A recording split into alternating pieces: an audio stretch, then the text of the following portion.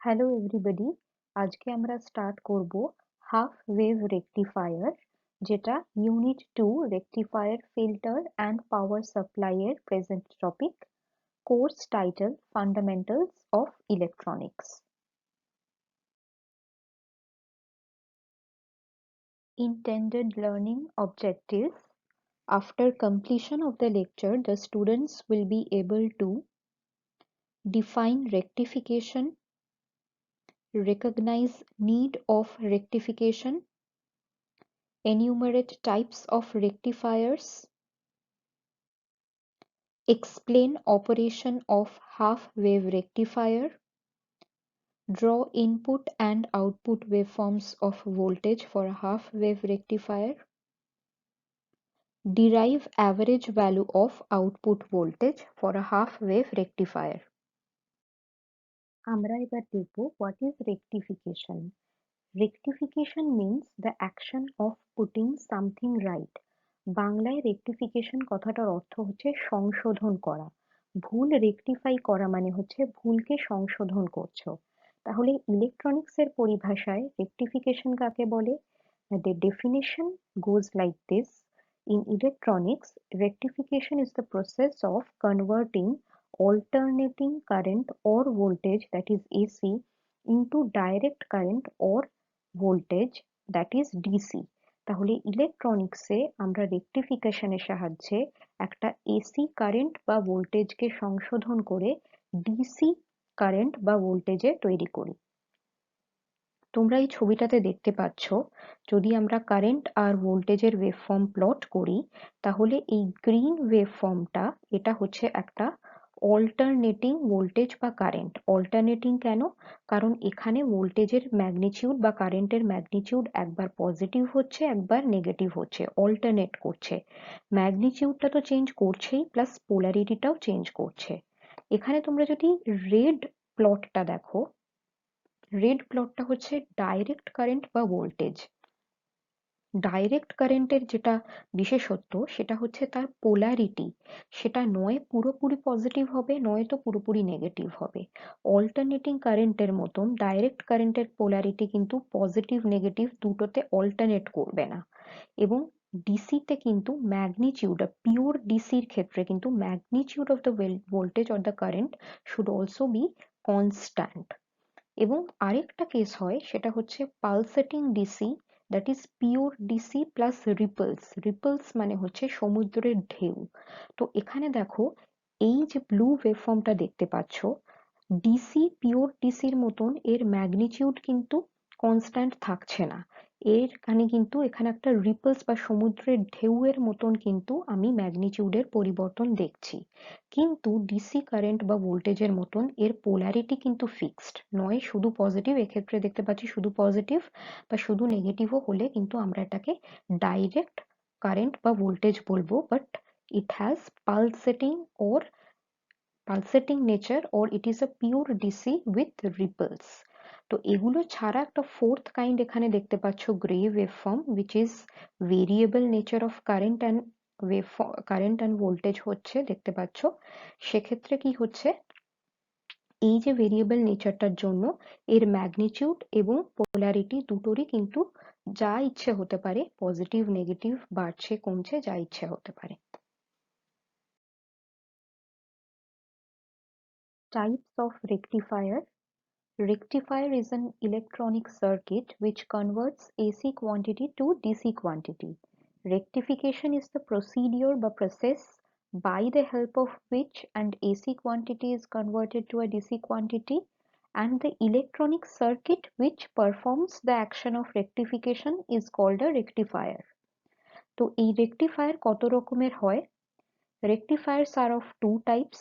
One is half wave rectifier, another is full wave rectifier. Half wave rectifier টা কি? When we get an output waveform from a rectifier, every alternate cycle of the input waveform, then the rectification বা the rectifier is called half wave rectifier. এখানে এটা দেখতে পাচ্ছ input voltage, যেটা একটা AC voltage, সেই এসি ভোল্টেজের এটা একটা full cycle, positive plus negative.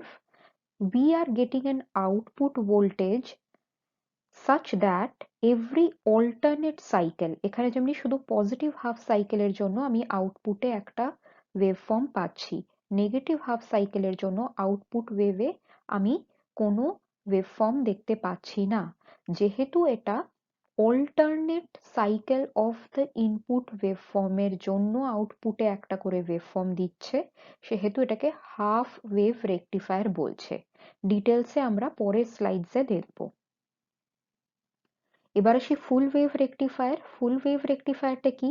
As the name suggests, here we get an output waveform from the rectifier corresponding to both positive and negative cycle of the input voltage.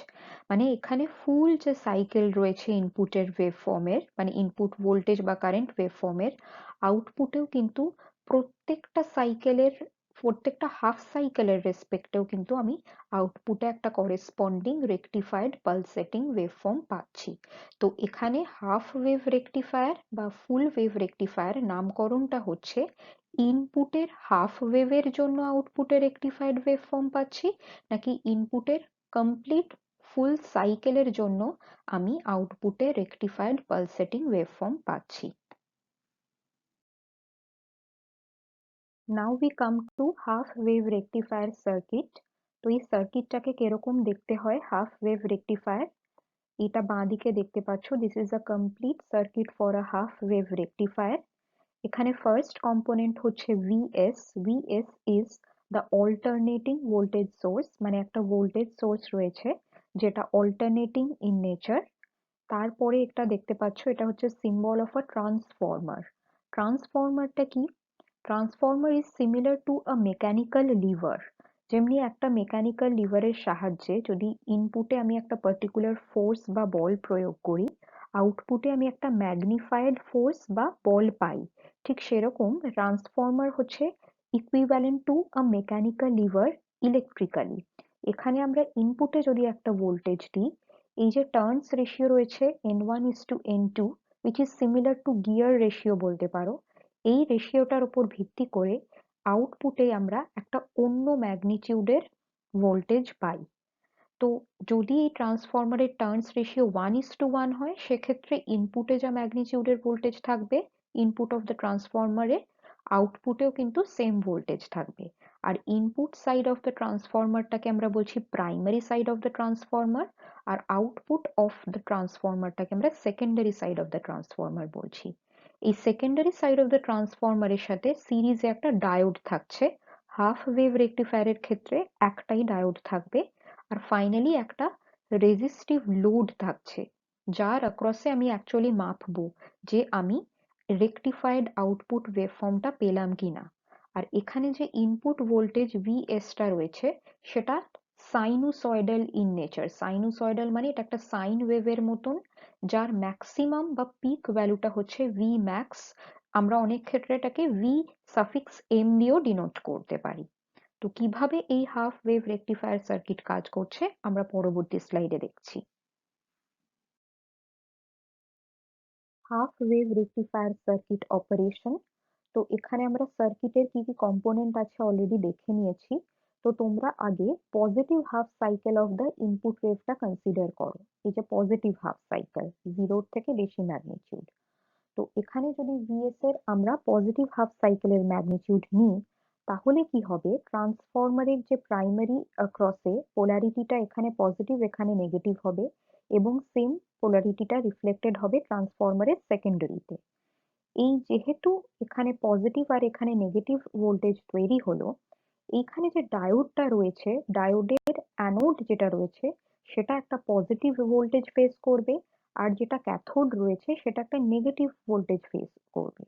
তো আমরা জানি যখন কোনো ডায়োডের anode ভোল্টেজটা ক্যাথোডের থেকে পজিটিভ হয়, বা polarity of the voltage at the anode terminal of the diode is positive, and the polarity at the cathode terminal of the diode is negative, তখন সেই ডায়োডটা ফরওয়ার্ড বায়াসড হয় এবং সেটা কন্ডাক্ট করে। তো এক্ষেত্রে পজিটিভ হাফ সাইকেলে ডায়োডটা যখন কন্ডাক্ট করবে একটা কারেন্ট ফ্লো করবে থ্রু দ্য লোড রেজিস্ট্যান্স আর, এবং তার জন্য আমরা আউটপুটেও কিন্তু positive half cycle of the ইনপুটের করেসপন্ডিং একটা ওয়েভফর্ম পাচ্ছি, যেটা তোমরা দেখতে পাচ্ছ এখানে 0 to পাই এর মধ্যে পেলাম। নেগেটিভ হাফ সাইকেলে কি হচ্ছে আমরা নেক্সট স্লাইডে দেখব।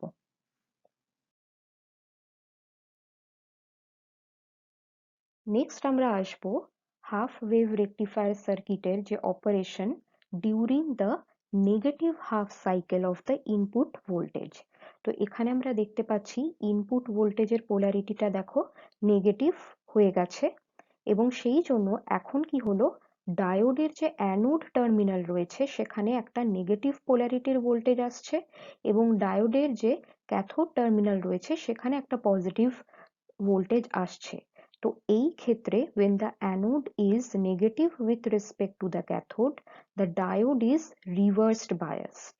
আর আমরা জানি যখন একটা কন্ডিশন প্রিভেল করে ডায়োডে যেখানে সেটা রিভার্স বায়াসড হয়ে যায় তখন কিন্তু সে কোনো কারেন্ট ফ্লো করে না আইডিয়াল কেসে।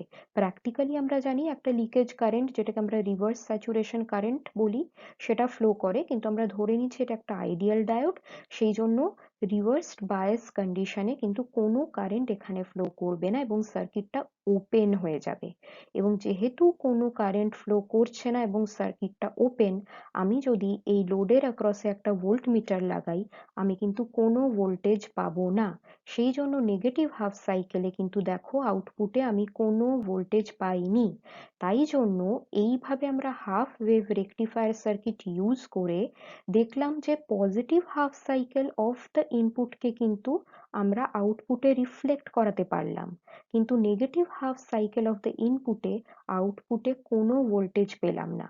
কিন্তু আউটপুটের ভোল্টেজটা অবশ্যই একটা ডিসি, কেন এখানে কোনো নেগেটিভ পার্ট নেই, শুধুমাত্র ডাইরেক্ট কারেন্টের মতন single polarity which is the positive polarity. কিন্তু হ্যাঁ, এটা পিওর ডিসি নয়, আমরা যদি পিওর ডিসি পেতাম তাহলে এখানে একটা কনস্ট্যান্ট ম্যাগনিটিউডের ভোল্টেজ পেতাম। এটা কি ডিসি না পালসেটিং ডিসি, কারণ ডিসির মধ্যে এরকম রিপলস বা পালসেশনস রয়েছে। তো এইভাবে একটা হাফ ওয়েভ রেকটিফায়ার সার্কিট কাজ করছে। ফাইনালি আমরা আসছি average value of output waveform of a half wave rectifier calculation করব। তো তোমরা যদি ইনপুট ওয়েভফর্মটা দেখো which is an AC waveform, সেখানে কিন্তু আমরা দেখছি এটা একটা সাইন কার্ভের মতন, এবং পজিটিভ হাফ সাইকেলের যা এরিয়া নেগেটিভ হাফ সাইকেলের এরিয়াও কিন্তু সেম। সেই জন্য একটা পিওর এসি সিমেট্রিক্যাল সাইন ওয়েভের অ্যাভারেজ ভ্যালু কিন্তু সবসময় 0 হয়। কিন্তু যেটা রেকটিফায়ারের আউটপুট ভোল্টেজ মানে যেটা একটা পালসেটিং ডিসি, তার অ্যাভারেজ ভ্যালুটা কত সেটা আমাদের ক্যালকুলেট করতে হবে। তো আমরা জানি যখনই আমরা কোনো একটা কার্ভের অ্যাভারেজ ভ্যালু ক্যালকুলেট করি আমরা এরিয়া আন্ডার দ্য কার্ভ নিই by the total time period নিই। তো সেই জন্য আমরা এখানেও তাই করব, average value of the output will be the area under the curve. Area আমরা কিভাবে বার করি না ইন্টিগ্রেশনের সাহায্যে।